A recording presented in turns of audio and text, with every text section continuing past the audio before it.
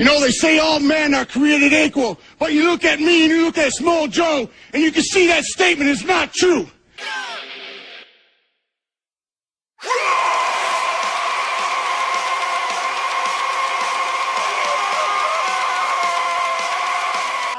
Selfish son of a bitch! My maker and my wrestler, you got a 50-50 chance of winning. But I'm bitch. I would get up and redeem my to the mix. Your chances of winning drastically go down. So Small three-way, you take your 33, you got a 33 and a third chance of winning. 25% chance, and you got an 66 and two-third chance of winning. Because Kurt Angle knows he take my 75% chance he's not even gonna try. If we used to go one-on-one and then add 66 and two-thirds chance.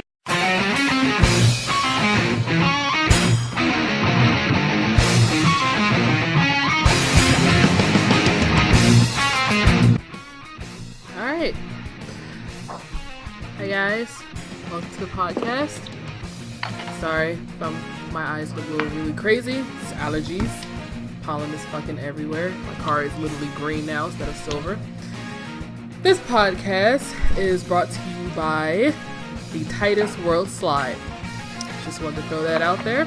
There is no longer the cha-cha slide that will be playing at black family reunions and cookouts. It will be the Titus World Slide. Alright, so I am here joined with Mr. Darkwave. Say hello. Oh. And Darkwave, what was the guy's name again that we had for last week? It wasn't Wildfang. What was his name again? His Wildfang, we fired him. Chet Cheddarfield, something like that? Yeah, I think it was Chet. Yeah, it was Chet. So we're here joined again with Chet. Oh my God. Hello. How are you guys? Unfortunately, Chet can't make it to the podcast. So my name is Buff Bag Penis. Buff Bag Penis. Buff McBuffin Baggy Penis. All right. You just call me Buff for short. Yeah, that's exactly what I was going to call you. Yes. Buffy McPenis. All right. So, our first topic, I hate you. Our first topic, we're going to talk about God of War. 10 or nah? You guys' thoughts on that? I'll probably go last, just seeing as how I've only mostly did secondhand with God of War. I watched Buffy McFag Penis. You mean Wildfang? Because me and Wildfang, we separated. We had a falling out. So not only is he fired, and now I took over the podcast. I also kicked him out. So, yeah. What? Good times. But anyway, so God of War. You guys' thoughts? My thought is short and simple. I haven't played it yet. So, hi. I'm borrowing it from a friend eventually, so, yeah. I don't think this topic was very well thought of for the person who gave it to me. That 2 of the 3 people in this podcast did not play it. So, Buffy McPag... I've watched it. I've watched it as looks well. Pretty. It does look pretty. It looks really pretty. But Buffy McPag Penis... Would you stop? You know what? I'm gonna change my name to Giant Lightsaber and call it a day because you are losing your fucking mind. All right, and we're back. Sorry about that, guys. Thought that was Thanos outside for a second. But as I told Darkwave, I think we're all safe because we was the ones in the first Avengers, so we're good. All right, we was getting Giant Lightsaber's opinion on God of War. I saw Wildfang's review of it, and I'm going to have to agree with what he said. Pretty much that while it being a damn good game, it is not a 10 out of 10 like a lot of the people are making it seem. One of the reasons he did bring up to the forefront is you fight one of the bosses 8 times in a row, and then he brought up his review for Halo 5, and you know, because you fight the Warden Eternal about 1,000,000,000 times in that game. So he was like, "Yo, if I didn't give the game shit for that, of course I'm gonna give God of War shit for that too." And I did notice a few things about God of War. You know, the lack of a jump button kind of makes the fact that a lot of the battles are very predictable. Lula, come here. A lot of the enemies are literally the same, just reprinted from different things. And a lot of the enemies you can't hurt without the special weapon that they give you later in the game that I'm not going to spoil. So, you know, all in all, I think that game is not a 10. I think it's it's a solid 8. But, but that's considering because I'm the only one that played it and I saw Wild Things review. So, Alright. Excuse me. Yay. Well, I could just say, from my experience of me just looking at it, it is a pretty game. There was a lot of funny shit that was going on in that game. Boy. Like, there's a drinking game that they drink how many times that he says boy. Every time he says boy, take a drink. Just, of course, there are a lot of dead people. Yeah, there are a lot of dead people. Body counts are still going up. You are correct. Even just with the story part and stuff, but I will say with the son and stuff like that, just the dynamics for it, there was a lot of parts though, of course, that I was invested with the characters and stuff, which is always, a big thing for me, because it's like, who the fuck wants to play a game and you don't even give a shit about the damn character that you're playing as, or who just gives a shit. I will say though, there was times where Wild Fang was playing and his son, I'm not even gonna call him by his actual name, I'm just gonna call him Boy. When Boy, is just shooting fucking arrows and shit, and the shit's clearly going through the damn walls and the rocks, I'm like, okay. That too. It's called immersion. No, that's called immersion breaking, because that broke the shit out of the immersion. Yeah. But other than that though, looking at it and stuff like that, I was really impressed with this game, because I did not go, I to be honest, I didn't go into this game with high expectations, to be fair, but at least from looking at it, it probably is something I probably will try to play it myself. Has there been any 10 out of 10 games this year in your opinion? No. I know mine's. What's yours? Honestly, no. My 10 out of 10 game for this year has been one of the best games I played all year. Dynasty Warriors 9, baby. Oh yeah, 10 out of 10. Wait, isn't that the game that had with the horse that had a seizure trying to go up the hill? Yes. 10 out of 10. Dynasty Warriors 9. Innovation. That was hilarious. Innovation. And great game. Yes. So. And it has seizure horses. Oh yeah. Better than Red Dead 2. Oh yeah. The horse mechanics in that game were phenomenal. The characters all played. Oh god. Don't forget the DLC for Zhang Hei's claws. That's gonna be. Oh yeah. 10 out of 10 right there. 10 out of 10. You give me my original weapons back for money. But considering that the last podcast didn't really pan out and we technically were talking for nothing, is there anything you guys want to talk about from the last one? Because, we did have technical difficulties. With the technical difficulties, I would just bring up the one topic that, or at least the first one. God damn it, I hate this. This feels like the third, fourth fucking time I asked you guys. With them remaking Spyro, with them doing remaster, Okami got remastered, Medieval, it's getting remastered and stuff, Crash Bandicoot, the shitty Ratchet and Clank as we know it, which, god damn that game. Come and buy a pixelizer. Hashtag Gadgetron. Shut the fuck up! Is there any games that you guys look forward to? Any blasts from the past, as Cortex would say it, that you guys want remastered? Mega Man X Remastered Collection. Done. Okay. That's all he had to give me. I believe I said this a while ago. It's a game that I believe went under the radar. A game that I enjoyed as a kid. I say somehow, some way possible, bring me back WoW 9. One of the most underrated games. That and also Bushido Blade 2. One of those games, if not both, will probably never see the light of day again. Bushido Blade being part of Square Enix back in the glory days. Yeah, I'm sorry, not Square Enix, Squaresoft. I'm sorry, Squaresoft.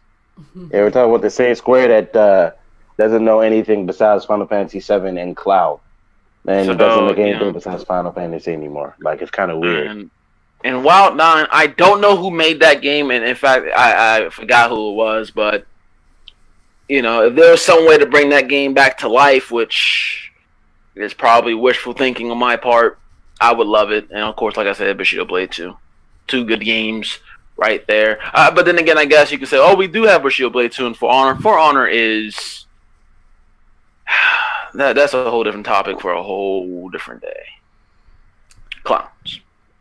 Well, I'm going to make my prediction, of course, because I was actually very right with my last 2 predictions with them saying they're going to remake Crash Bandicoot and also remake Spyro. So I was correct on that. So I'm going to go ahead and go with my next prediction on this. I think I really probably should open up that psychic shop. Yeah, I should probably do that. Crash Bandicoot, Crash Team Racing. They will make it. Crash Team Racing will change the landscape. That would be fucking amazing. Have servers and stuff. Actually make it online. Multiplayer, it will be so fucking fantastic. And I have wasted a good amount of my childhood. Oh God. Anyway. Yay. Yes. Crash Team Racing is what I would ask for. Playing it online, playing the battle arenas, all that shit. Oh my goodness. And don't do how they did with Ratchet and Clank. We don't need no hashtags. Kids love this shit. No, just did exactly how you did with Okami. Just take the game and make it modern. Put it for the PlayStation 4. Make it update. Did what you did with the last Crash. And just put it for the PS4. And I'm good. Alright. Okay. I believe I was the one that bring. Mm-hmm. Huh? Oh, no, what were you saying? I was gonna ask another recap for what last week and stuff like that. Battle Royales. Yeah, Cliff Brzezinski is literally trying to put himself in bankruptcy because Radical Heights is literally just a cash-in game, like he did with Lawbreakers for Overwatch. It's like at this point, I think battle royale games are going to not lasting too much longer. They're dying fad. I disagree with that. I disagree with that. They're gonna with recent developments of news of fucking Call of Duty bringing in the battle royale system. Battle Royale is gonna be one of those games. It's gonna be one of those gameplay types that will always be around, and slowly but surely you'll see more games kind of bring it in. Slowly but surely, you may not see. I mean, Call of Duty is pretty much saying we're dropping single player. You know, I wouldn't be surprised if Destiny 2, which I have news about Destiny 2 actually. You know, I can see Destiny 2 doing some garbage like that. I doubt it, but who knows? This is the people who make Destiny, by the way, Bungie. They've done some questionable things in the last month. As I said, I have news. I do have news on Destiny 2. Installs. The installs. But we'll get to that a little later. Oh boy. Yeah, I think Battle Royales, no matter what we may think, no matter how we may feel overall about them, they are successful. They are bringing in money. And if you bring in money, you're a winner. So I expect to see a fucking, a Naruto Battle Royale game in 2020 sometime. Bandai Namco, they'll probably be next on the chop block to make one at this point, See a bunch of fucking machine guns running around the map. But here's the issue with that, right? I'm not saying battle royales are dead, right? Because right now, Fortnite and PUBG, because Fortnite it's literally up there, and PUBG, it's also up there. Granted, Fortnite is clearly better. It's the games that follow the trend and don't have shit to add to the shit.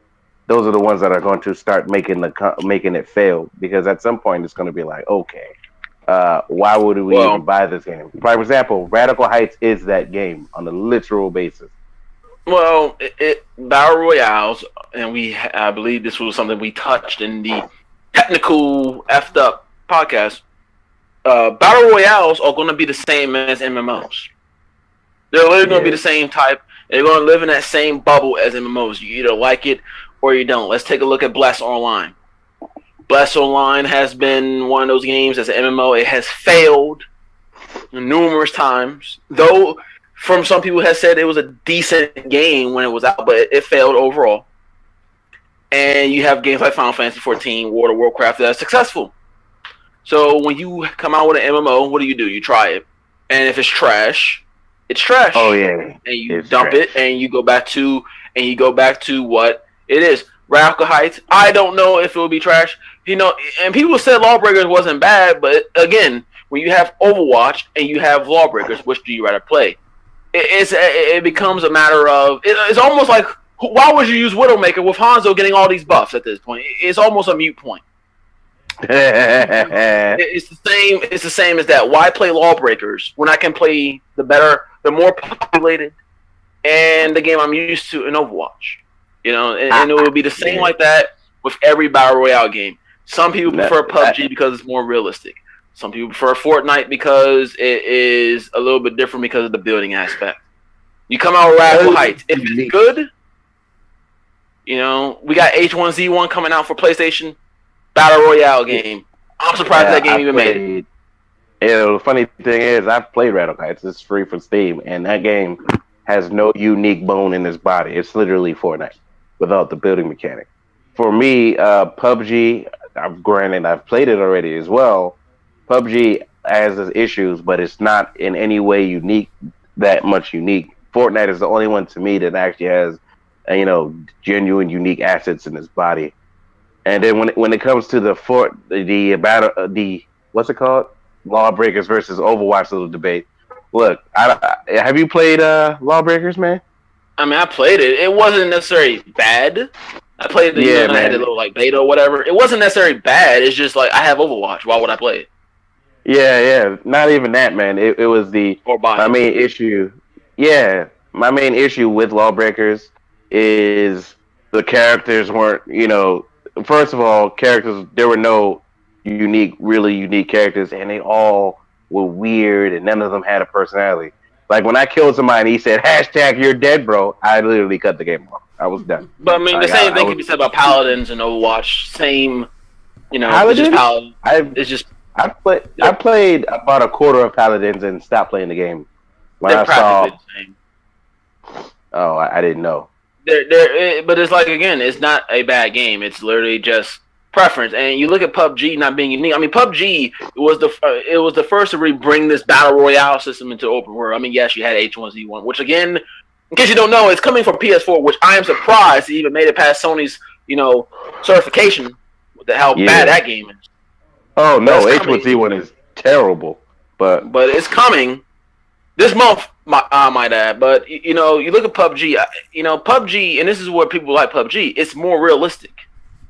You have Fortnite, Radical Heights, which I have not played. I have Steam. Maybe I should download it. But you have these games that take a different take on what PUBG did. PUBG is the originator, or at least not the originator, but the groundbreaker. It was the groundbreaker.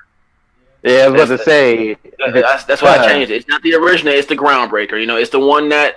You know what? At this point, you might as well say the originator, because no one's going to know what else did it first unless they are an actual gamer. These new clowns out here who only play Fortnite are only going to know about Fortnite and PUBG. So in this sense, PUBG is the originator to the millennials. Yeah, but PUBG, like I said, the thing with PUBG, and PUBG, they're getting mad at everybody and their grandmother because everybody's making a battle royale game, and they're starting to lose to Fortnite. But there's one key difference between Fortnite and PUBG. Because PUBG chose the route that they chose, like there's nothing really unique about the game. They got mad because somebody used a frying pan, and then I was like, so if that's the case, Silent Hill, the people who make Left 4 Dead, a lot of people could sue you guys for using the fucking PUBG, frying pan. But I mean, again, PUBG is, you look okay. Let's strip it down to its bare bones. Fortnite was never designed to be a battle royale game. Oh no, it was literally a zombie. It was like a Plants vs Zombies, but not Plants vs Zombies. It's literally what it was. It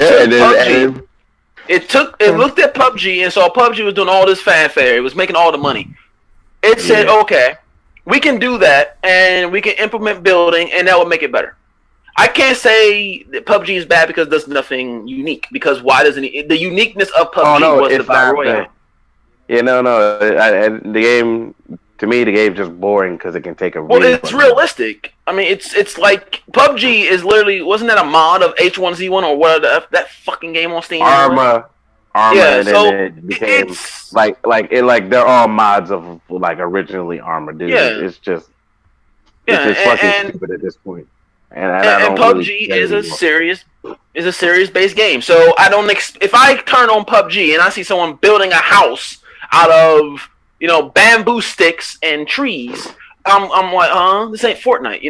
PUBG has its niche. It has its audience. If you want more realistic gameplay, you go to PUBG.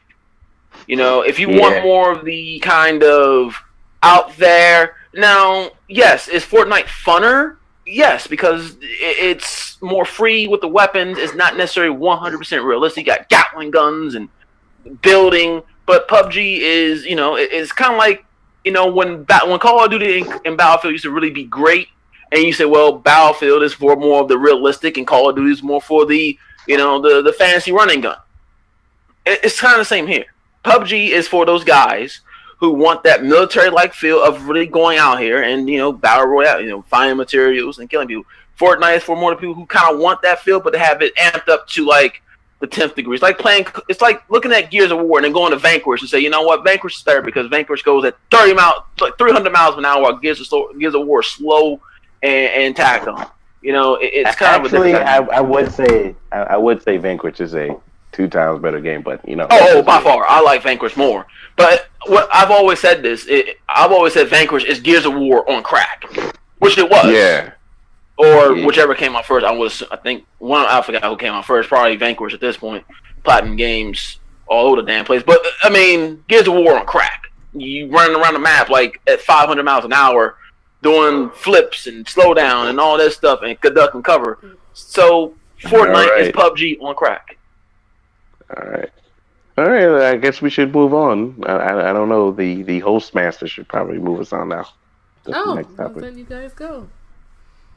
Oh, should be touching this Destiny news. Oh joy!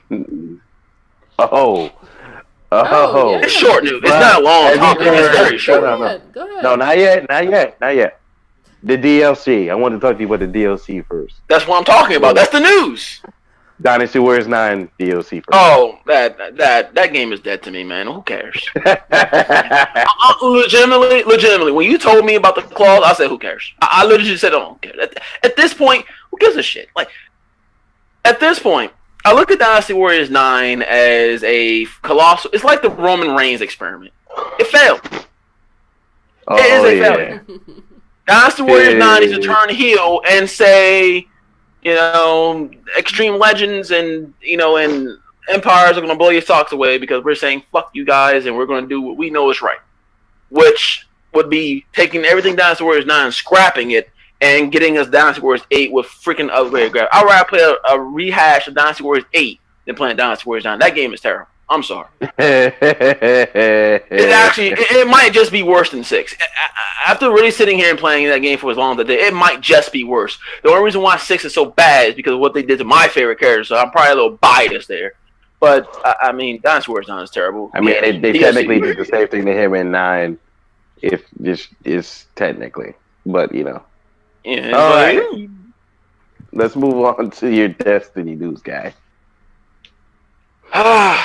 Ladies and gentlemen, as we all know, Destiny 2 has been in the biggest debates, from the loot boxes to the content, whatever. Now, with this Warmind DLC coming out, which I will have by default because I bought the season pass, so whatever. Same here. It comes out May 8th, and they have been hyping it up. They're doing things that should have already been in the game. You know, exotics should be feeling like exotics, blah, blah, blah this, blah, blah, blah that. I have yet to get complaints. I've heard some mumblings, but nothing too bad. Everything seemed like it was going to be good. Until I read the install sizes for today. Bungie. This expansion better be freaking, like, blow my cock type worthy. Listen to this.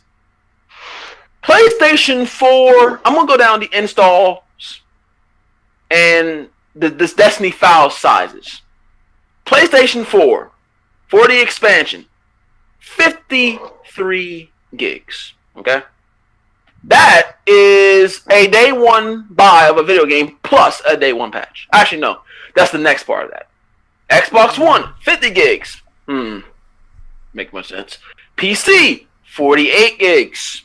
Now, how much size do you actually need on said console to download this? PC, it goes from 48 gigs. You need 68 to actually install it. Xbox One, it takes 50 gigs. Jeez. The Destiny's file size. And guess how many gigs you need for that? Just 50. Makes sense. Oh, okay. PlayStation 4. 75. 53 gigs. Oh, you're so close, E4. You're so close.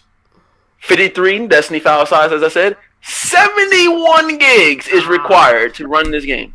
Darn. Oh my god. This expansion has better be like the greatest thing to hit Destiny. And this is including Destiny 1 of all time for this type of size. This is like buying GTA 5 and then getting a day one patch on top of another patch for online in one sitting. This better like blow me. I better have a freaking hard on every time I play Destiny 2 from now on. Legitimately. This expansion needs to be on the heights of a Final Fantasy 14 or a massive MMO. Because this right here is ridiculous. 71 gigs? Are you fucking kidding me? For what? For a couple of exotic perks and a new story mission that will probably last me all but 10 minutes? Oh yeah, because that last one lasted all of 5 seconds and it got boring. It just added new skin colors for the same fucking enemies, but whatever. Like, who the fuck does this? Now, for the people who comment, oh, the story was about 2 hours. When I say 10 minutes, it's not literal geniuses out there. So it wasn't even 2 hours. It was way less than that. You could literally complete that in about one small sitting. It was about a good 30 minutes of content. Oh, yeah, and I got Max Light within maybe a week or two. Like, you know. Oh, God. Jesus Christ. Like, I've been Max Light since forever. Like, people thought I dropped Destiny because I hated it. You know, I dropped it because I legit had nothing to do. Nothing. There was nothing in that game that, like, I didn't care to do the raid. I got to the raid boss, but the group that I was playing with, they stopped. I didn't care. I hit Max Light. I have every exotic weapon. I have every hunter exotic. I don't give a crap about Warlock and Titan. You need to level all 3. No, clowns. I don't need to level all 3. Trash. I did everything. This expansion better last me longer than 2 weeks. That's all I can say. 71 gigs? Yeah. And that's all your Destiny news. May 8th. Look forward to it, everyone. Look forward to it. I'm looking forward to the exotics. That's pretty much about it. But, yeah. Alrighty. Well, seeing as how last podcast we had the... Oh, fuck this phone. Sorry, that was very unprofessional. The the technical difficulties. So what we're gonna do, we're gonna recap for the WWE. The superstar shakeup that didn't shake up anything and nobody humiliated. Anyway, whatever. We're just gonna go down through it, the list of stuff, relatively fast. That way we can talk about SmackDown, the Greatest Royal Rumble, and get that. So SmackDown. So WWE will have a lot to discuss. So first, let's get started with the superstar shakeup, or the superstar, or the WWE not superstar shakeup, because you know it's not like AJ Styles went to Raw or Seth Rollins went to SmackDown or anything of utter super importance. I mean, SmackDown got the better people, but quite honestly, it doesn't matter if you have. They can have the most fantastic looking fucking roster, but if the people are still in creative, it's not gonna fucking matter. Yeah, I'm gonna have to agree. I'm gonna have to say the superstar shakeup, in hindsight, is probably really stupid because I really want to see Daniel Bryan versus Big Cass, and after what happened on SmackDown, I was like, oh, officially this feud is dead. Like, there's nothing they can do anymore. And he's with Big Cass. It's like, you have him go up against Daniel Bryan? It's like, all right, he's a heel. So what do? He comes back, whatever like that. What a way to get him heat by having him go up against the most over guy, or at least one of, well, probably at this point just because they're gonna sit here and break up Rusev Day, apparently. And just have him go against the most over guy in the company. Look, hold up. I have something to say on that shit. Mm-hmm. All right, look.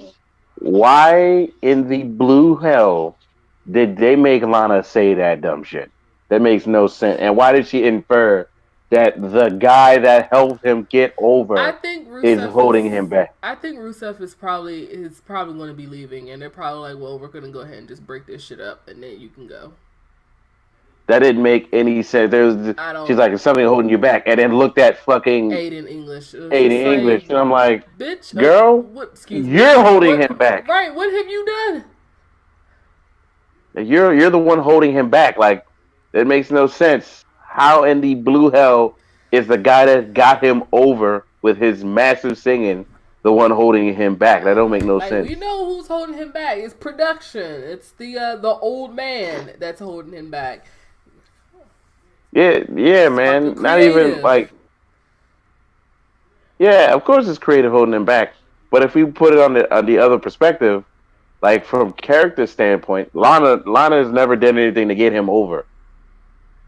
So I end of the day, I'm just like, okay. This is WWE being typical WWE.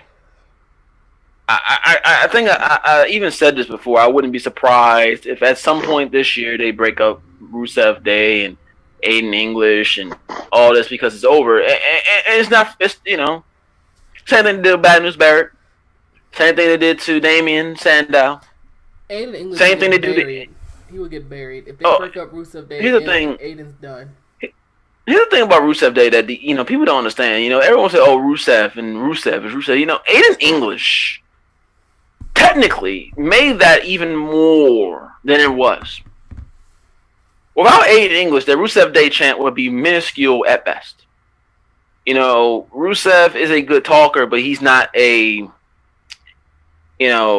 projector like Aiden English. Aiden English is probably, his ring work is decent, but his charisma on the microphone far surpasses Rusev, at least in my eyes. He can get something over, and with Rusev ring skill and the way he reacts to Rusev Day and Aiden English pushing it out the initiative, playing with the audience with his singing with Rusev Day, it made it a complete act. And if they break it up, then once again, one of my favorites, Aiden English, will drop to obscurity. Rusev, I don't care.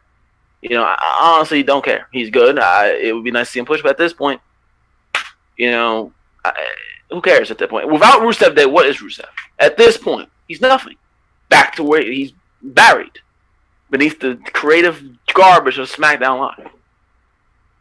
Yeah. What's with these tag teams? What's with these tag teams? Does Teddy Long work for the creative team? Please. I'm seeing tag team matches every time I turn on my TV. It's if it's not Braun Strowman and Bobby Lashley. It's the women. God. Every woman has a friend, and you know we got Asuka and the Avengers. What am I watching? I think I just got a tumor hearing that.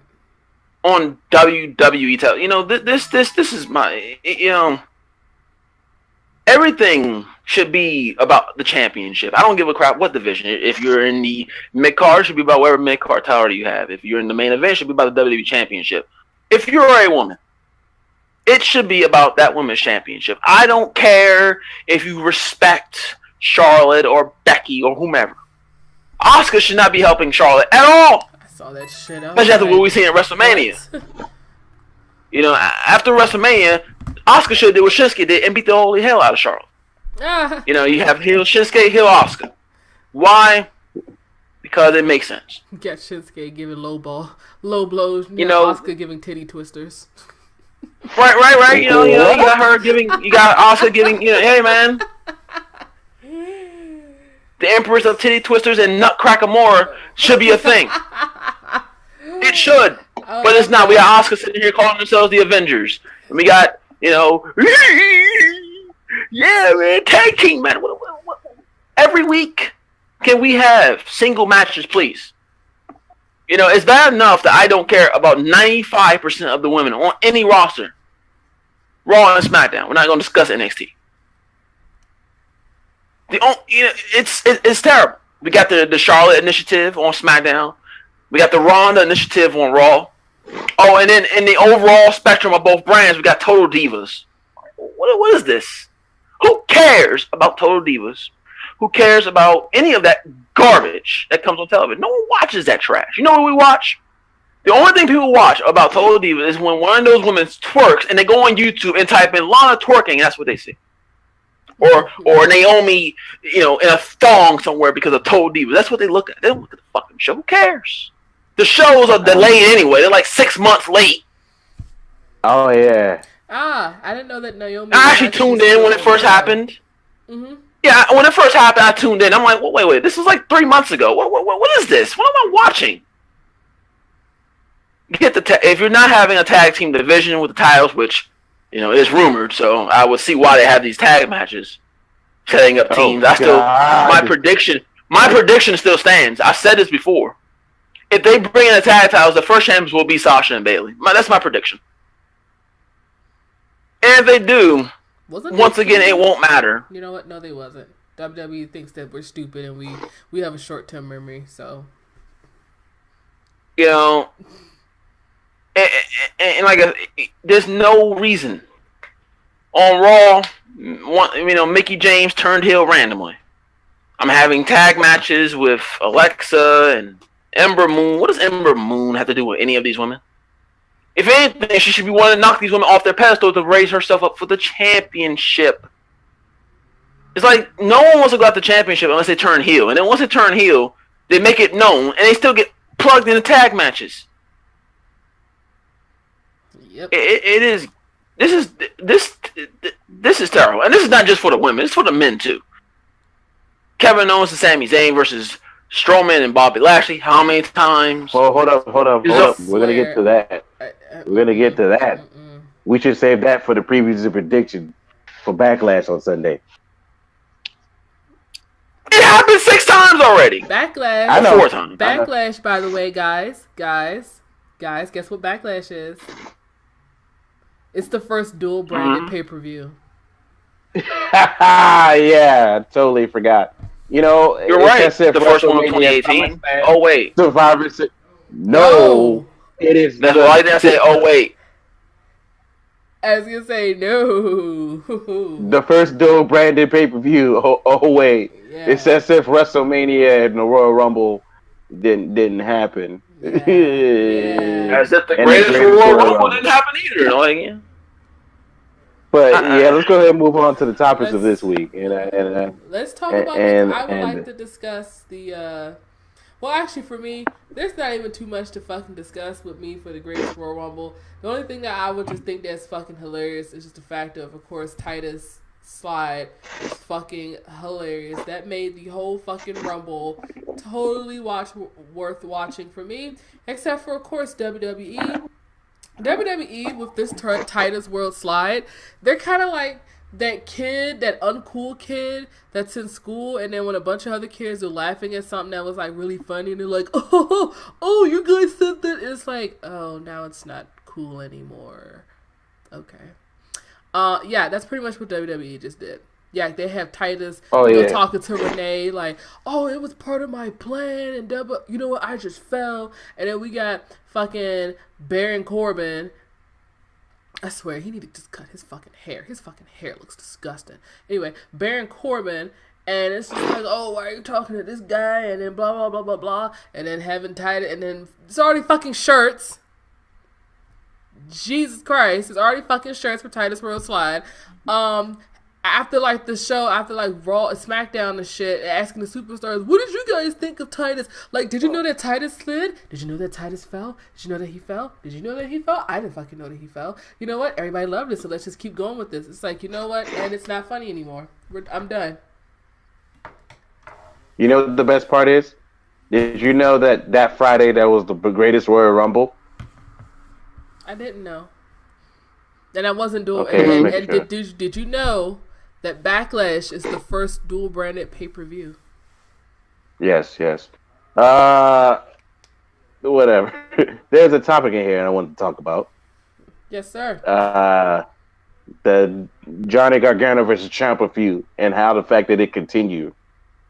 What are you guys' opinions on why that feud is so great?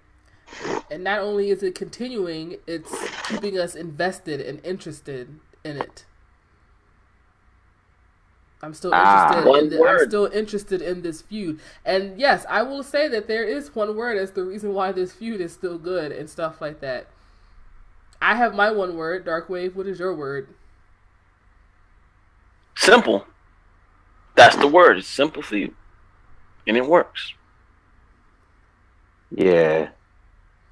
One is just evil, one is good, and they call it a day. Like, I like that. I like that type of stuff a lot. Because it's like, okay, Ciampa's clearly evil, Gargano's clearly good. Fight. Like, Jesus Christ, man. We get.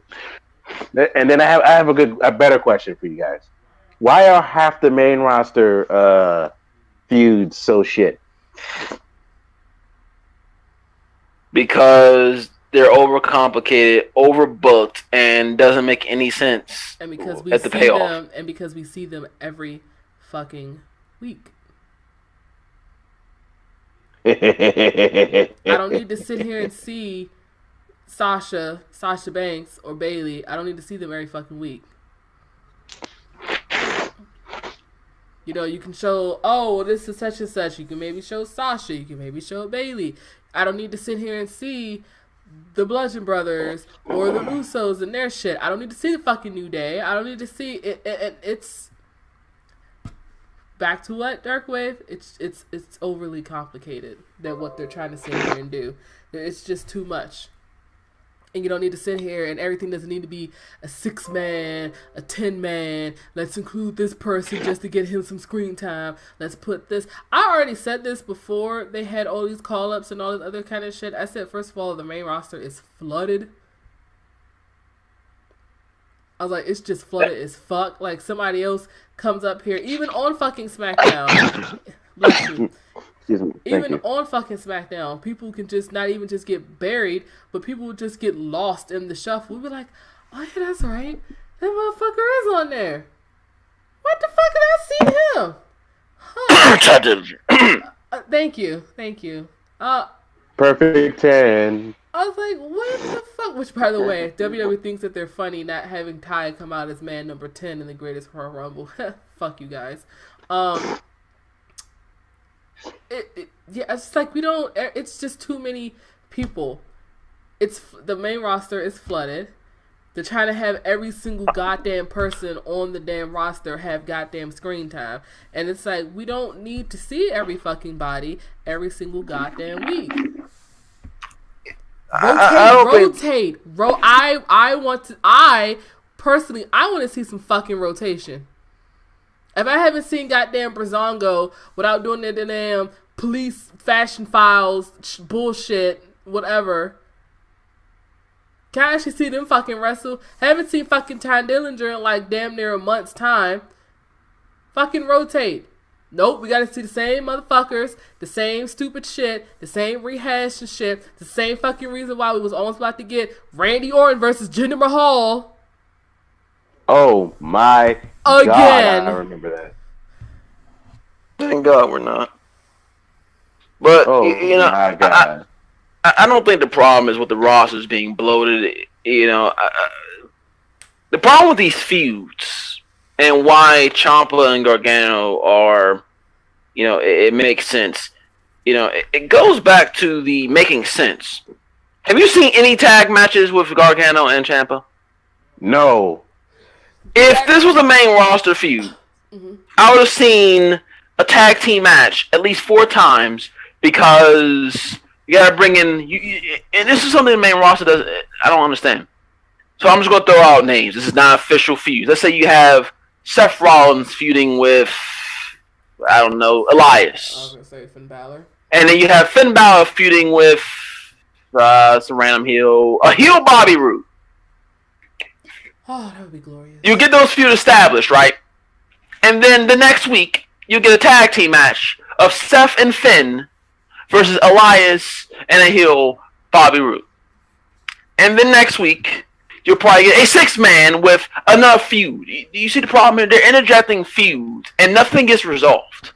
Nothing gets done, and nothing gets... It means nothing. And then you get to the pay-per-view, and either A, the match is terrible, B, the match actually turns out great. It turns out great, but you ultimately didn't care because the build-up to it was such garbage. And then there's option C. Option C is that the ending fell flat, and then you got to deal with more garbage booking. But see, with that, with them having, oh, okay, we got to sit here and do this because guess what? Oh, such and such not getting enough screen time. This person's not getting enough screen time. Well, fuck, they got 10, 20 other 30 dudes and people that's not. All right, fuck, so let's just put him in here. Let's just have fucking... It's like, what the fuck is Jinder doing in this stupid ass match with Randy Orton, Bobby Roode, and then fucking Rusev? Well, it made sense for Rusev being in there because Rusev was about to walk the fuck out, so they was just like, oh shit, okay, let's just put him in there. But then you got Jinder, no, I'm gonna sit here. All right, yeah, let's just go ahead and throw him the fuck in the goddamn mix. The shit, and I will agree. Well, like you said, it doesn't make sense. How do you have? First of all, Finn Balor also needs to turn fucking heel. You have Finn Balor and Seth, and then when Jeff Hardy and stuff like that, you know, when Miz, this before the shakeup, Miz and stuff, and the Miz Taraj, and it was like, all right, cool, but then didn't we just get also, you know, isn't Finn also, he just is sitting there going up against Seth for the IC belt? Yeah. And that's another thing that WWE tends to do. No one, these competitors, these challengers don't seem like they deserve anything. You know, it brings us to a dilemma. Like, where does Finn go? Now, yes, if Finn turns heel, then, you know, he could piss off Rollins, and Rollins may give him a match. But do you think Kurt Angle should be saying, all right, Finn, man, you know, you're going to get another, you know, Intercontinental title match because you're such a talented superstar. And that's the excuse, oh, you're so talented, but what have you done? Look at Nia Jax. Oh, no. What has she done in all of 2018? Nothing. She did nothing. She won one match. But that brings me to a better question. Why the fuck did Roman Reigns get a rematch after losing at WrestleMania? Well, they said that Brock gave it to Roman. You know, Brock wanted to fight Roman. Yeah, it was the political garbage, but yeah, okay. But you know, realistically, Coach on Twitter was like, "Hey, he deserves the rematch because he got his ass whipped at WrestleMania." And that's the thing. This whole losers get the rematch clause. Get a rematch clause. And that's my thing. Like this whole, oh, he has good talent. I don't give a shit how good you are. If you're not getting wins, who cares? You know, if you're Nia Jax. Yeah, Nia Jax. Mm-hmm. One match against a jobber who no one knows the name of anymore, and she's a women's champion. I mean, from my standings, you lost 3 or 4 times to Asuka clean, and you lost to Sasha and Bayley and whomever else you fought. What have you done? You know, and back to your point earlier, you know, you don't need everyone on the roster. I mean, everyone on the same show. I don't need to see a Seth Rollins every single week. The problem with that, and I see why WWE has to kind of do that, because main roster is different from NXT. The main roster has been conditioned to where you are waiting for about 5 superstars. People in these arenas pay to see a Seth Rollins, to see a Braun Strowman, to see a Finn Balor, to see whomever, Elias, right? NXT isn't groomed in that manner. You get who you get. You know, you get whomever. It could be one day you get Roderick Strong, and the next day you get, I don't know, Tito Sabatel. Who cares? But every storyline, no matter if it's a mid-carder, lower mid-carder, upper mid-carder, main eventer, they're all interesting. Look at Oni Lorcan. You know, great enhancement talent. You know, Velveteen Dream hasn't been seen in weeks. But, you know, and that's the thing. Main roster, and like I said, I understand why you kind of have to feature everyone on main roster, because my main roster is advertising these people. You can't say, oh, you know, John Cena's going to be on it. You can't advertise John Cena for a Raw, and then he's not here. You know, the backlash will be ridiculous. You cannot advertise a Seth Rollins. Seth Rollins is probably the 3rd most over person, maybe the 4th most over person in all of WWE. That's between AJ, Daniel Bryan, Braun Strowman, and Seth Rollins on main roster. So, you know, you've got to, you know, if you advertise them, you know, the way the main roster works, you know, advertisements and all that stuff, you know, I see why they have to kind of put Seth on every show, put, you know, Finn on every show, whatever. But if they stop advertising these people and train the audience not to expect a Roman, not to expect burn it down, not to expect, you know, bright flashing lights from Finn Balor, then you can start weaving in talent. One week you see, you know, Roman. The next week you see Elias. Now, some characters you can have on every week. Like, Elias can be an every week act. He sings. You know, if you want to do 2 weeks back-to-back to develop storyline, that's fine. But these wrestlers can take weeks off. They don't need to be on every single solitary show. But the way main roster runs their ship, they have to. Because of the mass advertising. NXT, you know, I'm sure they have the house shows and they say, you know, featuring Adam Cole or something. But, you know, their main shows is taped. It's all taped. So you're sitting within those 4 hours, you're technically seeing everyone. Realistically, you are seeing everyone every show for the most part. It's just that the way it's presented to us, we don't see them, if you know what I mean. You know? Yeah. And I think that if NXT was live, I think you see more of the same people. You'll see them more. Like, you may see Aleister Black slightly more, but with it being taped and with it being recorded a month's tapings, which is 4 hours. 4 hours is just fully taped. You can break them up. You know, people are seeing Aleister Black. He was on the show. You know, it's not like he wasn't there. It's just that to us, he's not on that episode because it's you know, it's broken down into our program. Main roster's not like that. Main roster it's live, so they kind of have to play that whole, well, everyone has to be on the show, but that still gives no excuse for terrible booking. Oh, you know, no. you can No. book Ty Dillinger, you can book, you know, and they can, you know, limit these fucking tag matches instead of giving me a 30-minute, a 15-minute tag match that leads absolutely nowhere. Give me a 10-minute women's match and then feature Ty Dillinger versus, you know, he doesn't have to even wrestle all every week. You know, you can develop stories through backstage segments. You can develop stories through, you know, with social media the way it is, you can easily develop storylines for these characters on main television. You know, Ty Dillinger, he gets buried because they get tired of the 10 chant, so you kill the 10 chant, and then you want to turn him heel at house shows, but you want to keep him babyface so long on the main roster. If you want to turn him heel, turn the man heel. Get it over with. But not to have him feature on TV, and then when you see him on TV, you think it's a damn jobber till you actually see the close-up. It's like, oh, wait, it's Ty Dillinger. Yay! Who ultimately will job? Someone like Baron Corbin. You know, NXT just makes it simple. Yeah. You know, That's ultimately what everything comes down to. NXT makes everything simple. You don't see everybody in tag matches. You don't see everyone dealing with everybody. I don't have to see Kairi Sane and Dakota Kai teaming up against whomever they're facing. Those are two separate feuds. They have nothing to do with one another. Why are we bringing these two together? It's one thing if it was a stable like Undisputed. That makes sense. It's a stable. They're a group. Kairi Sane and Dakota Kai, granted they may be friends in real life, they may be friends kayfabe, but they have no interactions with each other right now. There's no need. Leave them alone. Have them singles matches. Have one has one week, the other has the other next week.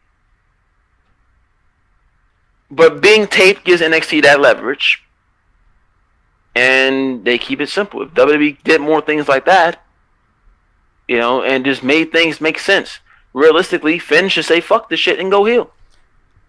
I don't understand. Yeah, like I would have nothing to be really happy about, especially after that ladder match, and with Seth Rollins just pretty much just like, excuse me, buddy, I'm gonna go ahead and grab one of the best endings to a live match I've seen in quite some time. I know, I enjoyed. Speaking of that, segue the Royal Rumble review. What is your guys' opinions on the whole Royal Rumble, greatest Royal Rumble that was on that Friday? You guys didn't know. I already gave my opinion about it. I mean, particularly care. It was a typical WWE show. I honestly, and most of these matches were predictable. I did not care necessarily. I'm not saying it was a bad show. It wasn't necessarily bad. It was just one of those things that I used as backward noise while waiting to go see Avengers.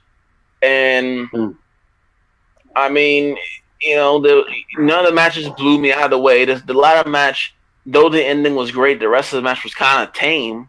I mean, but then again, when you just seen Takeover, New Orleans, and you see a ladder match of that quality, you kind of, you're still on that ladder match high. So maybe this ladder match was better. I would definitely have to watch it again.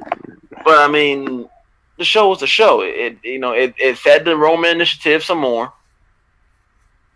Seth is over even in Saudi Arabia. Everyone's yelling, "Burn it down!" And Roman Reigns wasn't over. Roman Reigns did not get a reaction. Hornswoggle got a bigger reaction, which is quite and utterly sad. Fucking when the midget man.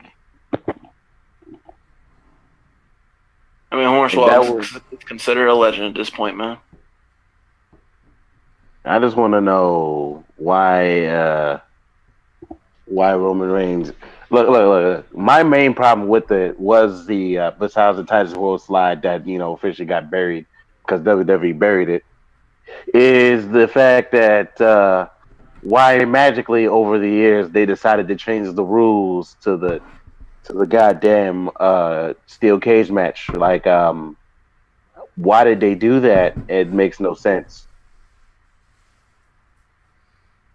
I don't know.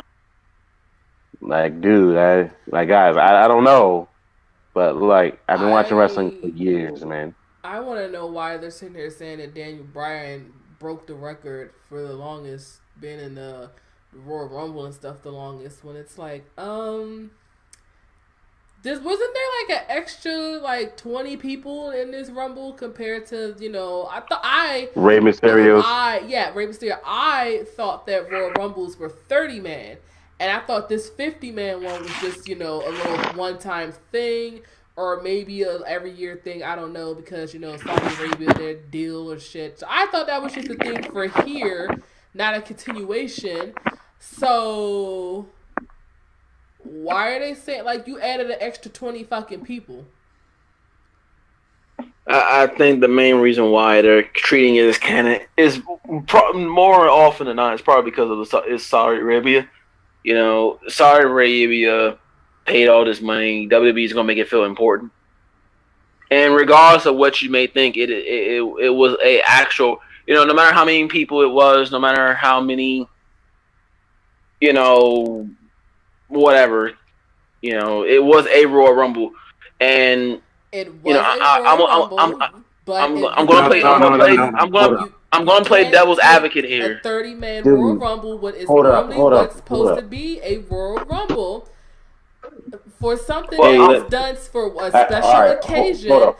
to a 50-man Royal Rumble, that shit's not completely fair to be like, oh, when he broke Bro. Rey Mysterio's, there was 20 extra fucking dudes in this. Yeah, cause technically you can't even play devil's advocate because I mean, first of I all, can. I know, but the devil advocate is not going to look right. First of all, remember how Rey Mysterio broke the record, which Royal Rumble he was in? That's physically impossible for you to break a record when you've been in there at a longer point in a longer Rumble. That's like saying we both stood up on. I mean, hold up, no, let me think of something. That's like saying we walked 2 tight ropes, right? I walk a 3-foot tightrope, you walk a 6-foot tightrope, and you break the record. That doesn't make any sense. Of course, you're going to break the record. You're walking a longer tightrope. Yes, of course that's going to happen. Hey, Cecily, it took me less time to get to the store right there. Well, motherfucker, you live around the corner. I live 30 minutes away. There are asterisks near these records. You know, they're not like, I'm not going to say they're.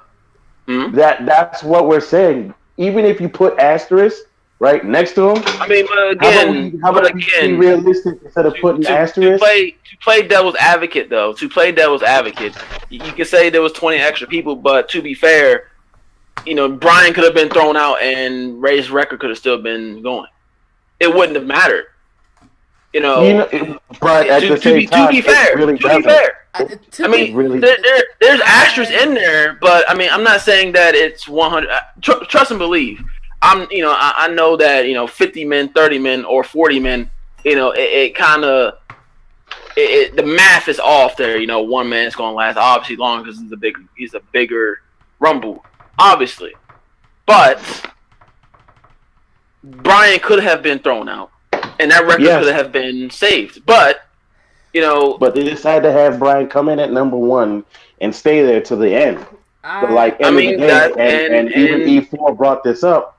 It's a longer Rumble. You can't really say he broke a record. I mean, that's the same thing with the 40 Rumble. What happened for the 40-man Rumble? If it happened in the 40-man, it's still a Royal Rumble. It still applies if it's a 40-man, if it's a 35-man. Hell, it would still apply if it's a 32-man Rumble. It's still more men. It's still more men, so the match is longer. It doesn't act like that. You can't do that. That's cheating. That's like when Brock Lesnar. That's like when they said Brock Lesnar is about to break fucking CM Punk's reign. Are you gonna really say, well, yeah, he did break the reign? No, he didn't break his. It's 2 different belts, but you have to look at it as Let's put that asterisk there. Let's put that asterisk. I mean, of course, there's going to be like I said, with Braun Strowman's record, with Daniel Bryan's record, and with Brock Lesnar's record. There's going to be asterisks there. I'm not, see, I have ascended. WWE to me is like freaking political garbage. So wherever they say it goes in one ear and out the other, I say, oh, whatever. Stop it. Nasty. I would never sit. I can't sit here and say, oh, Daniel Bryan's the rightful holder record. I mean, it was a 50-man Rumble. Obviously, yes, he could have been thrown out. He didn't have to last 76 minutes. But at the end of the day, it is a Royal Rumble, regardless of how big the size, how important it was. It was still trademarked as a Rumble. But then that's where I kind of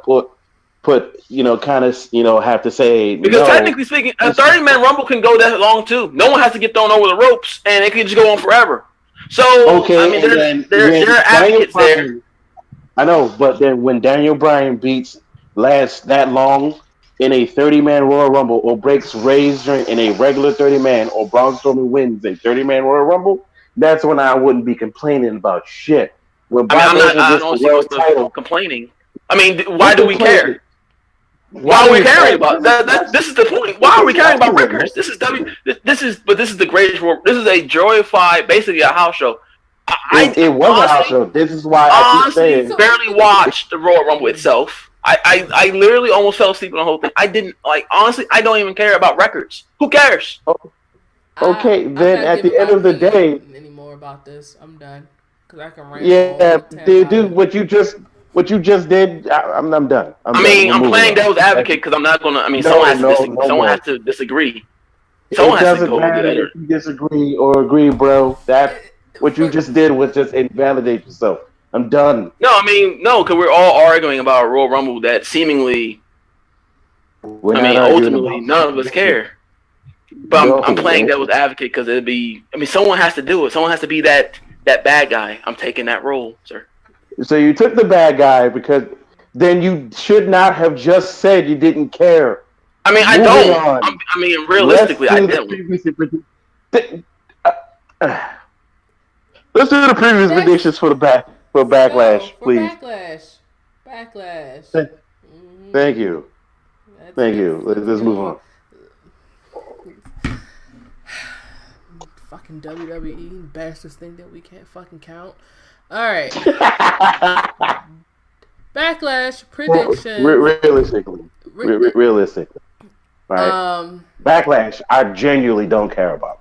That's where I can honestly agree. I don't care. So half the is there predictions, I'm anything gonna in pull a dark backlash? wave Do I care? when he I'm sorry. predicted. Go ahead. Wait, dark wave. What did you predict? Where you was like the green guy's gonna be in the front, and he was. What was that again? Every show I've ever predicted. That was one. WrestleMania, NXT Takeover, Royal Rumble. Need I go? Okay. Need I say more? Okay.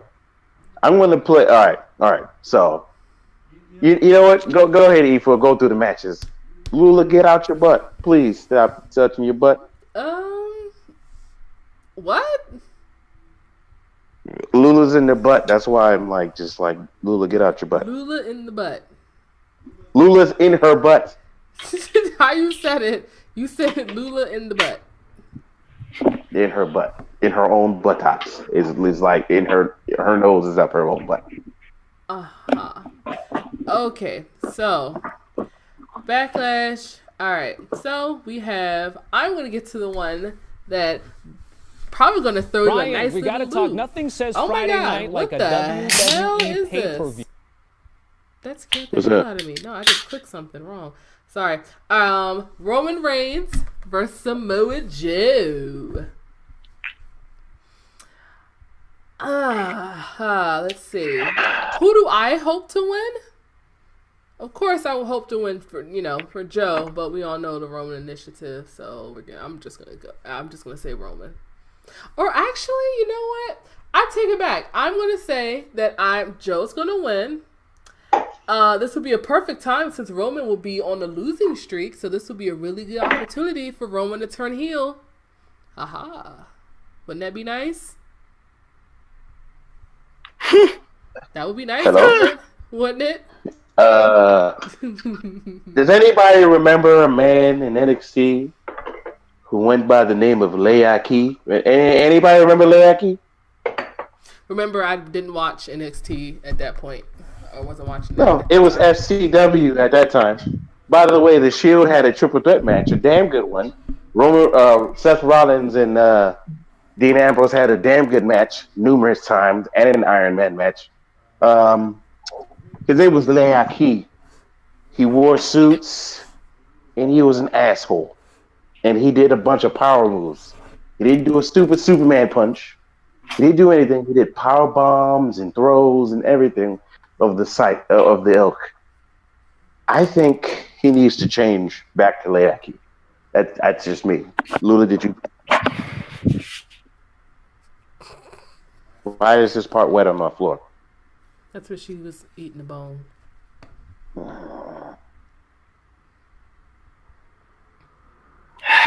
So Samoa Joe's gonna. I hope Samoa wins the match, but we both know. Everybody and their grandmother knows Samoa Joe's not winning the damn match because Roman Reigns lost twice. So obviously they're gonna give the fucking W to fucking Mister. I won the match. I'm the true Universal Championship right now because I landed. What's called? But if you really look back at it, Roman's feet didn't touch the fucking floor either. So whatever. Who cares? Oh, it's my turn. Yeah, go ahead. Roman and Joe. First prediction: green guy in a green shirt will be there. With the brown hat. With the brown hat. With the fucking brown. Well, of course, you gotta have the brown hat and full control. You know, if there's one thing I can guarantee about WWE television, it's seeing that guy. Then you know you'll see JoJo's fat ass. Man. Oh shit, Roman and Joe. This match means nothing because they're two on separate brands. With Joe practically saying he wants to be WWE champion, you would think he would have to win this match to even have any type of momentum to even make that statement. But the smart man never bets on Superman, Roman Reigns. I don't see a heel turn coming ever for Roman because the Roman initiative. He will have another match with Brock Lesnar probably. And I hadn't thought that though. And I will not watch it as always. Like I didn't watch the cage match until the last 5 minutes because I refuse to watch. I refuse to watch SmackDown. Shut your mouth with unlimited finishers. Literally. I was going to say, here's that match. Just go play WWE 2K, right? Turn on infinite finishers.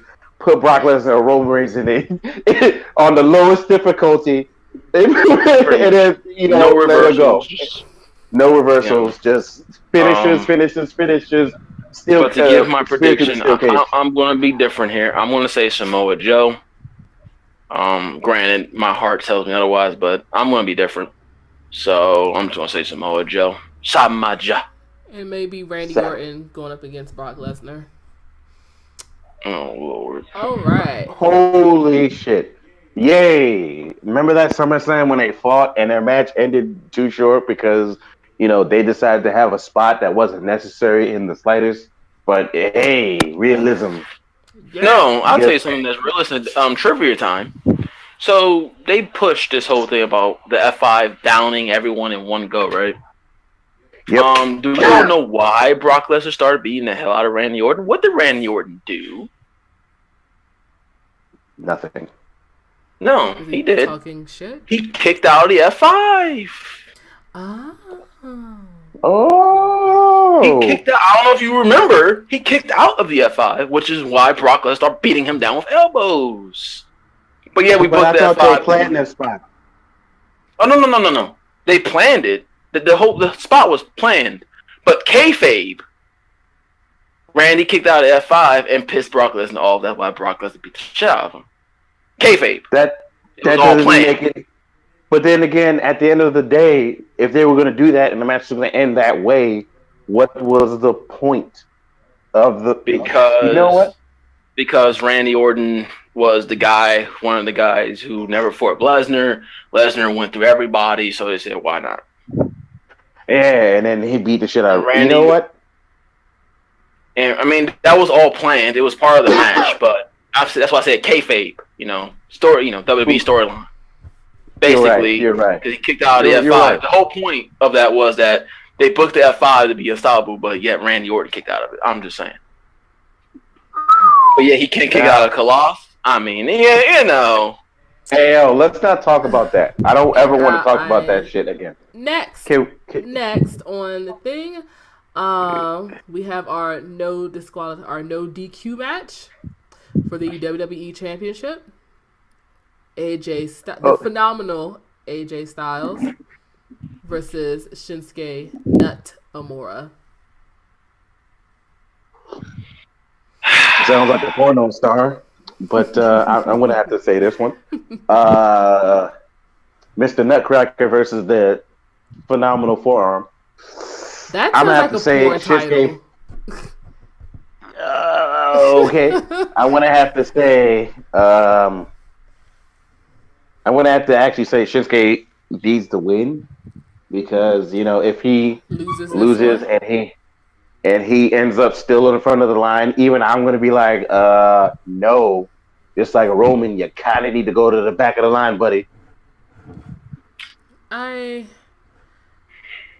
I will agree to that as well. Because if Shinsuke loses, where else would he go?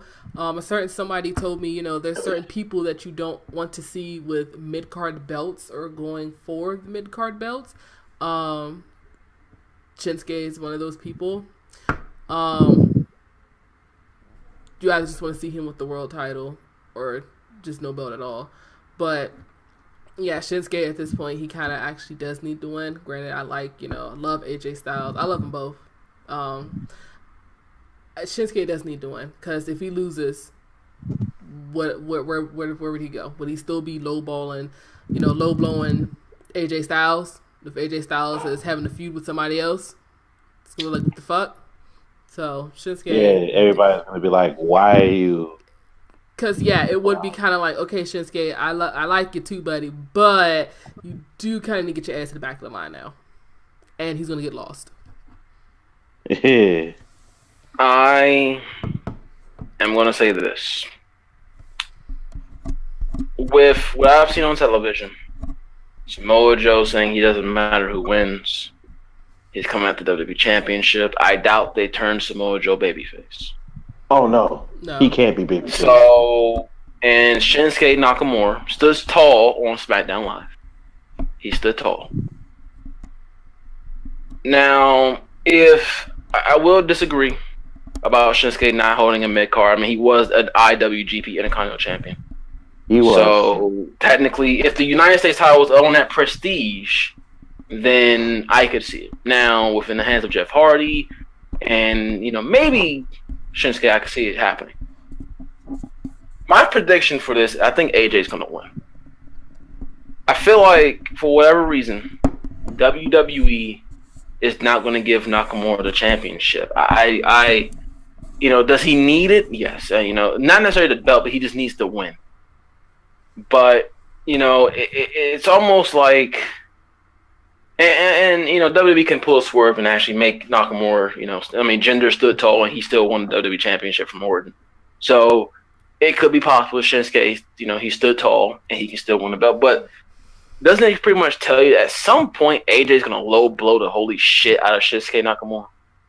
At some point, it's like it's telegraphing itself. At some point, what happens when the babyface always gets low blowed or gets caught in cheap, gets tights pulled every damn match? What happens? The babyface tends to reverse the favor. I see it happening. I see AJ hitting a low blow on Nakamura, and then hitting a Styles Clash for the win. And we'll move on. Now, where does Shinsuke go from here? I can still Shinsuke see him appearing in the main event scene. Unfortunately, I don't think Daniel Bryan is going to be finished with Cass anytime soon. Or Miz. And as much as I want to see Orton turn heel, I don't think he's turning heel. Now, granted, he's facing Jeff Hardy. In retrospect, he would turn heel. But I can see Hardy getting a clean win here and Orton just doing what Orton does. Lila, did you fart? I see Shinsuke staying in the main event, and I can see maybe a triple threat between Joe, AJ, and Shinsuke. I can see Shinsuke feuding with Randy Orton, actually in a heel role. Or, which is probably my most prediction, because I don't know, and this is only determines about Andrade and Almas. If they put Andrade and Almas near the top of the card, I can see Shinsuke feuding with Jeff Hardy. I can see Shinsuke becoming the United States champion. He is a foreigner. They'll probably do this whole foreigner thing again, but he is a foreigner, Japanese United States champion. I can see that happening. If they position Andrade in the mid card to face Jeff Hardy, I can see Shinsuke, Samoa Joe versus AJ Styles at Money in the Bank for the WWE Championship. But as you said, they got to bring that United States Championship belt up because unfortunately it is riddled with cancer.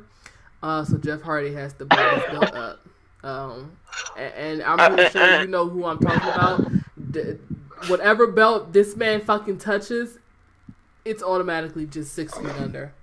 So Yeah, he's like a reverse Midas. it's fucking cancer. So he has to go bring this belt way the fuck up before I think that somebody like Shinsuke Nakamura would be worthy enough to have it.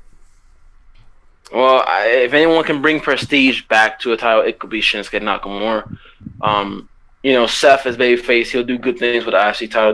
These are work. Those are work titles. He'll do work great. man titles. He'll do great with it. The United States title is in such a blah spot because look who's had it in the last few months: Jinder Mahal, Bobby Roode.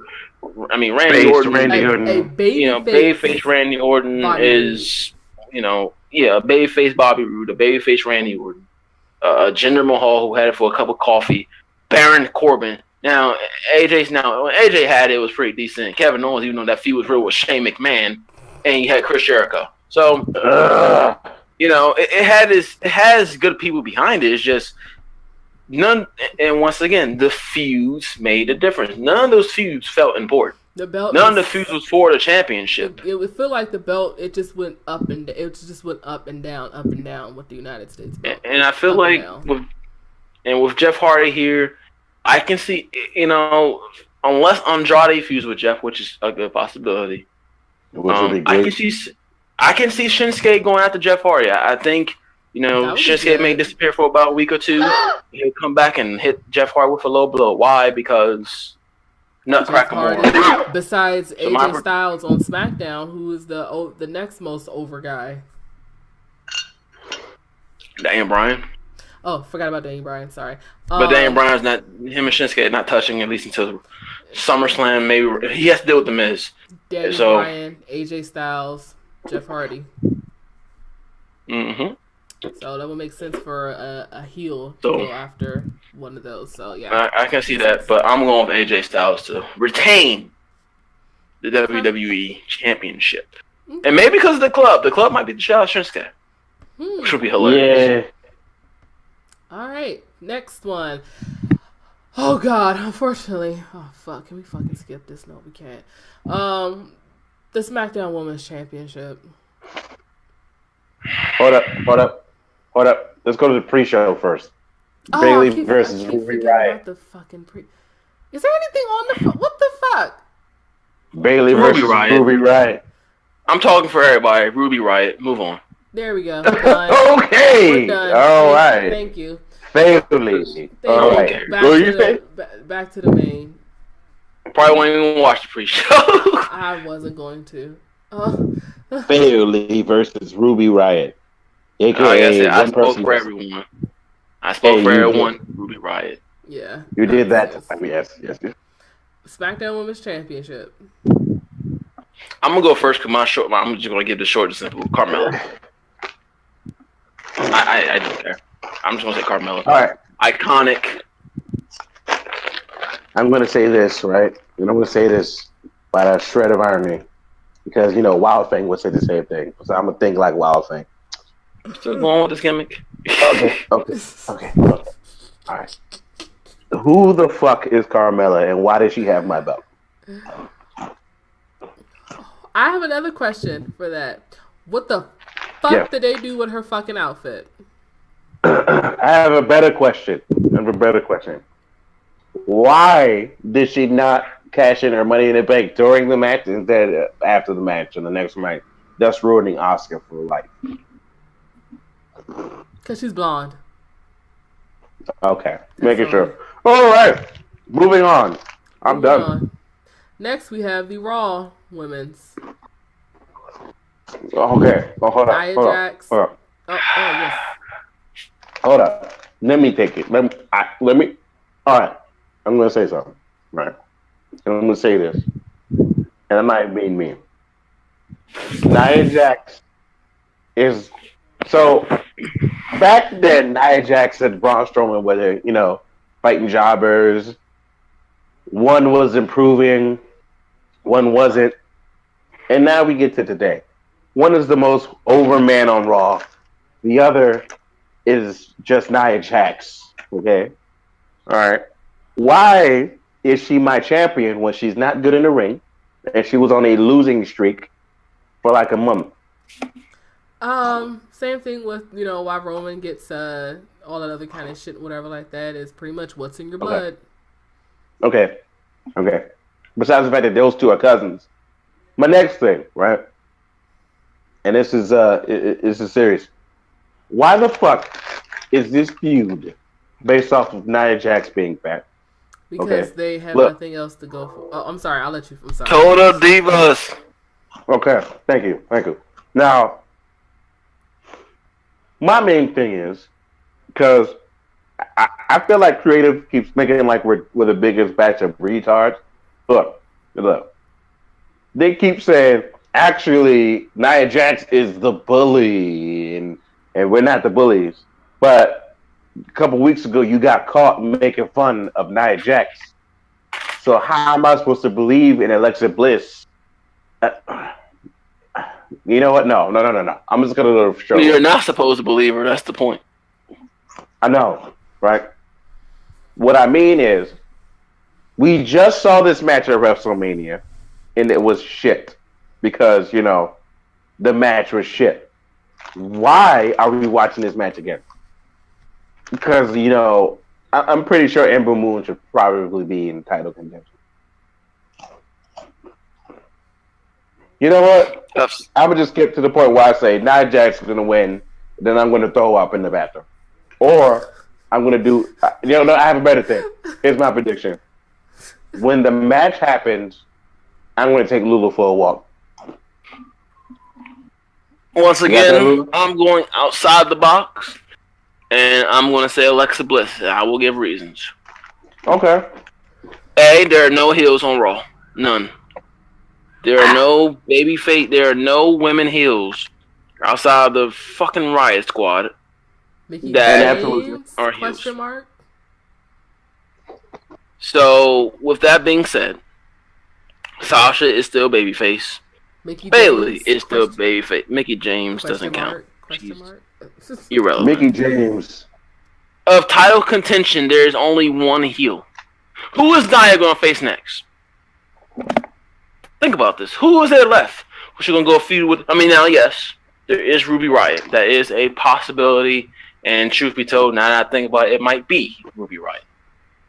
But, hold up. Wait.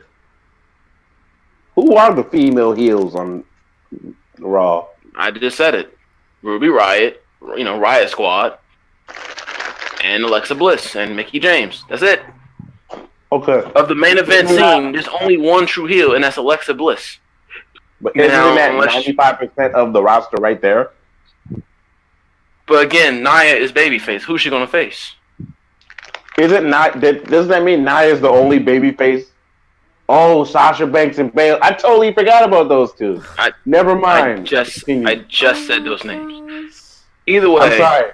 That's how bland they are to me. I'm so sorry. Alexa Bliss. I love me some Alexa Bliss. I really do.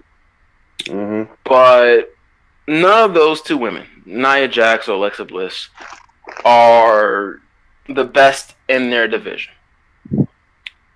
I've said it once, I've said it twice, and I've said it 1,000 times. I will always prefer Sasha over Charlotte. I think she's a better wrestler. I think she's more exciting in the ring, especially. Oh, hell yeah. Than Charlotte Flair. Charlotte's good. I think Sasha's better. Sasha and Bayley should be feuding over that Women's Championship going all the way up to SummerSlam, probably for the rest of the year, off and on, with stop gaps here and there. And they're not this match. Title back and forth. This match either ends one of two ways. If Alexa loses, Nia Jax going to feud with the Riot Squad. Simple.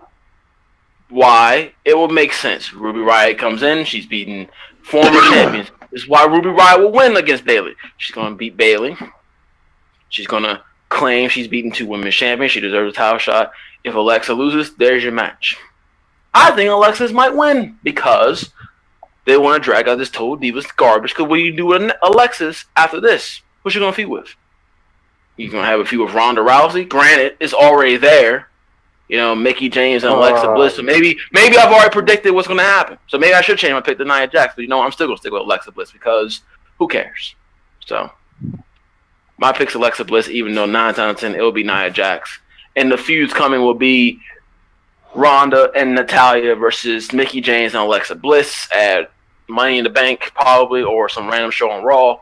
And you'll have the Riot Squad feuding with Nia Jax, which will eventually lead to a feud between Natalia and Ronda. And there you go. So, yeah. There you go. All right. Next, the Intercontinental Championship. Lock of the night. I've noticed too, Seth Rollins been putting on a lot of matches. Been putting on some damn good matches. Yeah, Seth Rollins versus The Miz. The only way Miz wins this match is if by some miracle WWE is creative to put Jeff Hardy on Raw. I don't think they're that good. I don't think Miz is getting that belt. That's why he's getting a curb stomp. They fucked up a lot of stupid shit.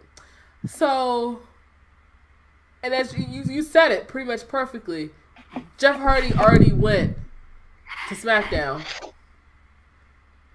Miz lost his belt. Miz is on SmackDown. Seth Rollins, they kept him on Raw because Jeff Hardy, they took the other mid-card belt. They put that on SmackDown with Jeff Hardy. The Miz is not taking the belt. So this kind of makes it very predictable, and we already know who's going to win. May still end up being a good match, but we already know. Miz is eating that curve, so. Pretty much. The Miz is definitely eating that curve, so my friends. We already knew who's going to win this. And if you didn't, you're an idiot.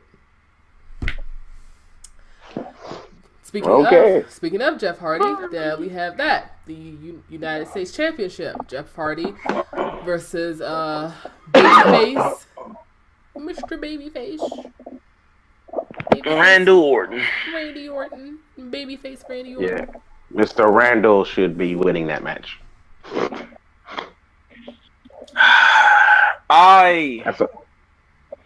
This is actually probably the hard, other than AJ versus Shinsuke, this is probably the hardest match to call.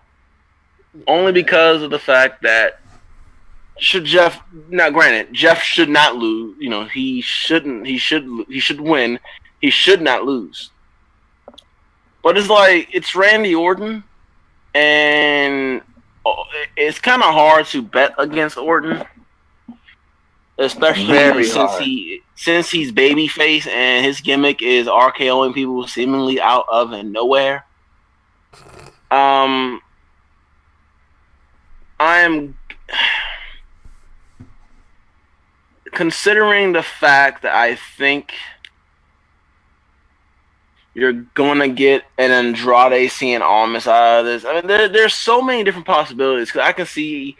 You know, you can see Shinsuke winning, then beating AJ again. Then you can have Jeff and Shinsuke for the WWE Championship. Or you can have Jeff stay champion. I'm going to pick Jeff. I think Andrade... I think Orton will lose clean. I don't think Orton's turning heel. I think, you know, he might linger around with Shinsuke and maybe do some things with the mid-card. But I don't think Orton is going to win. It just doesn't seem like he will. I'm going with Hardy. I'm gonna go with that. I was gonna say I lean in either way and stuff like that, but if I had a preference, I would prefer Jeff Hardy to retain.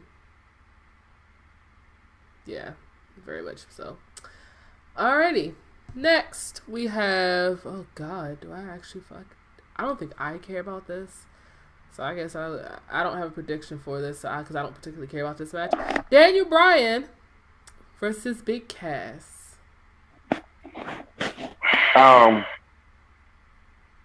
So, my prediction is by the time that match starts, I'm going to take Lula for another walk and give her a treat. No, I'm taking her for a walk this time.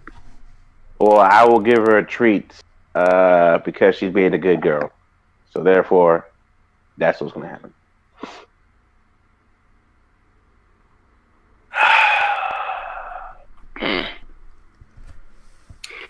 Daniel Bryan, but Big Cass will stand tall in the end. He'll beat up. Daniel Bryan will win a match, but Big Cass will beat him up and stand tall in the end.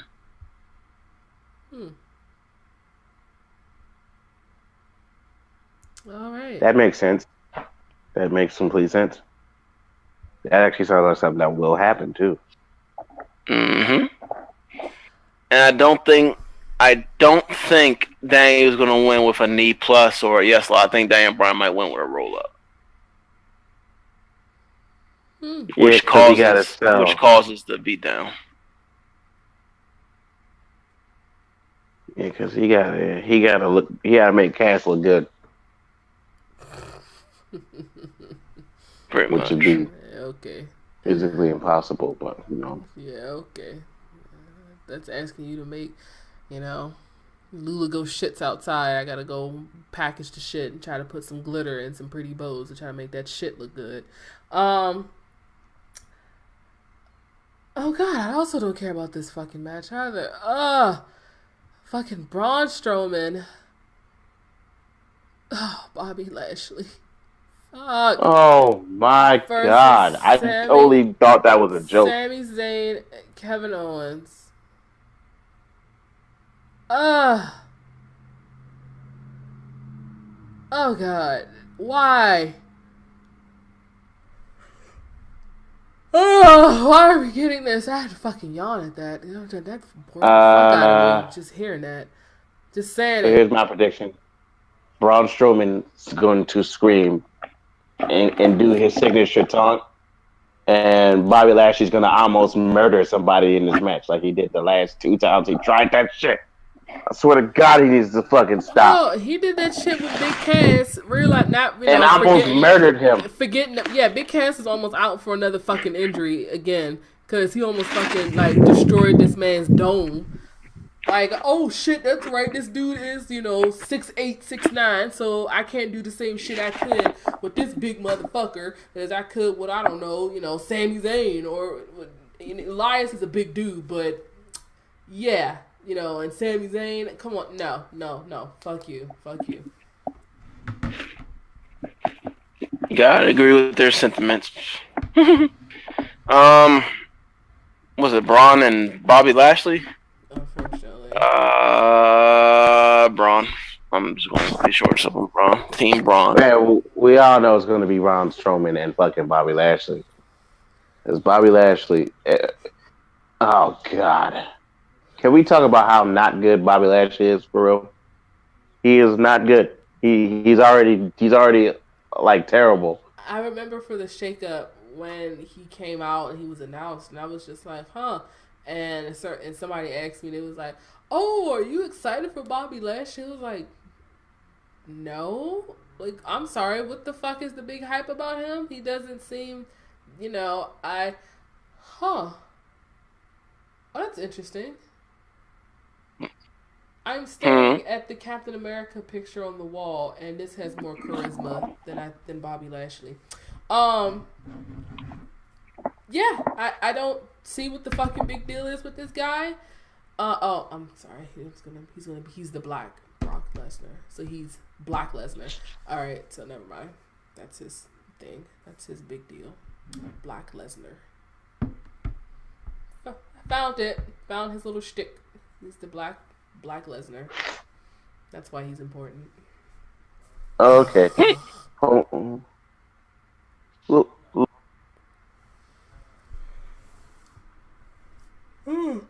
Jesus Christ. It's like my third yawn. That was really boring. Hey, Backlash. Are you suffering? Are there any more matches? Is there one for Cruiserweight? No. No. Oh, excuse me. Oh. Oops. No, sir. That's all the matches right there. That's it. Oh my God. All right. So Backlash, all in all, is probably going to be a shit pay-per-view. Thank God. I really wanted to watch this. I really wanted it to be a greatness. Dude, man. Breaking their own goddamn streak. Jesus Christ. Yeah. All right. Any last remarks, thoughts, comments, questions, concerns? I will. Dun, dun, dun, dun, They really need to fix that. Dun. They I will really, delete you. Oh, that reminds me. What Yeah. the last thing too? I don't know if you guys saw the video of when if it was the Greatest Royal Rumble, and after Jeff after he beat Jinder Mahal and stuff, and he was doing an interview, and the guy asked him, was like, "Oh yeah, your brother, have you talked to Matt? Because Matt, just won the titles." And you see that, you can tell that they're really having so much fucking fun doing this shit. And it's hilarious. That video, I implore you guys to watch it. This Matt and stuff like that. They're broken language and all that other shit is. So they're now the deleters of worlds. Yeah, I saw that thing. I was like, cringe. Your boy Jeff Hardy seems so out of place. No, and I won't be obsolete. The thing that I love with it is because it makes it was the same thing that Jeff did with when they first came out and stuff, when they was actually still both on Raw, and then Jeff was helping Finn and Seth and stuff, and they was walking in the back, and then you see Jeff talking to Matt in the broken language, and after Matt and Bray left, Finn and Seth are just like, the fuck was that? And he was like, it's funny because it kind of looks like, Jeff is the one cool sibling, but then it's just like Matt's kind of like, the one little weird, creepy one, and then Jeff's still talking to him, but he still wants to be cool kind of thing. I don't know. I fucking absolutely love this, and I think it's just something fucking enjoyable. E4, I sent you a text message, but I guess it must have been deleted. Yeah. Our bonds shall never be deleted. Well, we are. But good thing I'm not going to, I will never just fade away and classify myself as obsolete. All right. I just have one thing to say. Yes. It's me, E4. It was me all along. Oh my god. It was me, Austin. It was me all along, Austin.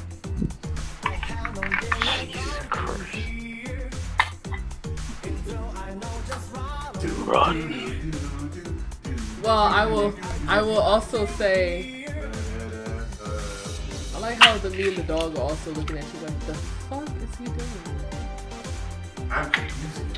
JoJo's fat ass. Man, she got a real fat ass though. Go Joe's fat ass, man. I already told you the New Day put the box of videos on her butt. Alright. The butt of booty. We are all finished up and stuff here, guys. So this was me, E4, hosting again because I am super special awesome. I don't know if I would like this guy I want my job back. He's not coming back as the host. And with Darkwave.